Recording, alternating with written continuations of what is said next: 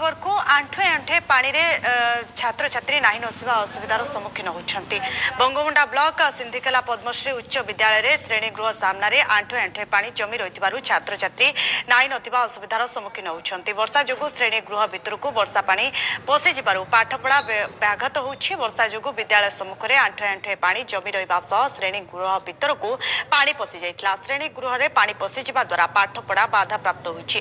श्रेणी गृह सम्मुख रे आंठे आंठे पानी जमी रहितबारु छात्र छात्री जिबा आसिबारे बहु असुविधार सम्मुखीन होउछंती। 3 मास पूर्व नूतन श्रेणी गृह कोठा निर्माण करा जाइतला। नूतन कोठा निर्माण बेले पानी निष्कासन व्यवस्था नथिबारु वर्षा हेबारु विद्यालय सम्मुख रे आंठे पानी जमी रहिबा सह श्रेणी गृह भितर को पसि जाइतला।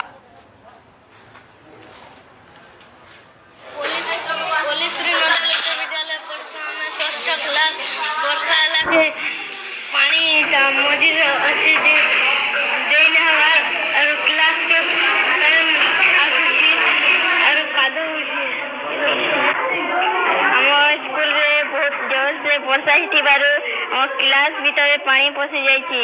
हमको पढ़वा जे असुविधा होछि। इने तो चाली तो हेबार नहीं और क्लास बाहर तो बहुत वर्षा है बारी क्लास बाहर जमी जाइछि।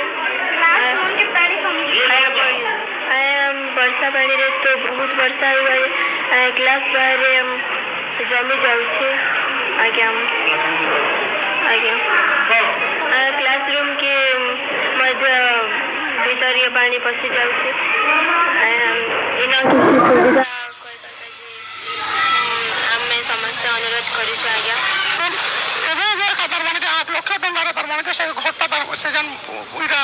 स्कूल बिल्डिंग निर्मित है और सेने भी जब पानी तार माने के खसु छे नवा बिल्डिंग रे इना दुर्भाग्यजनक है। जेहेतु के इने प्रशासन तार माने के पदक्षेप नेबा कथा उच्च स्तर जा छबा कथा।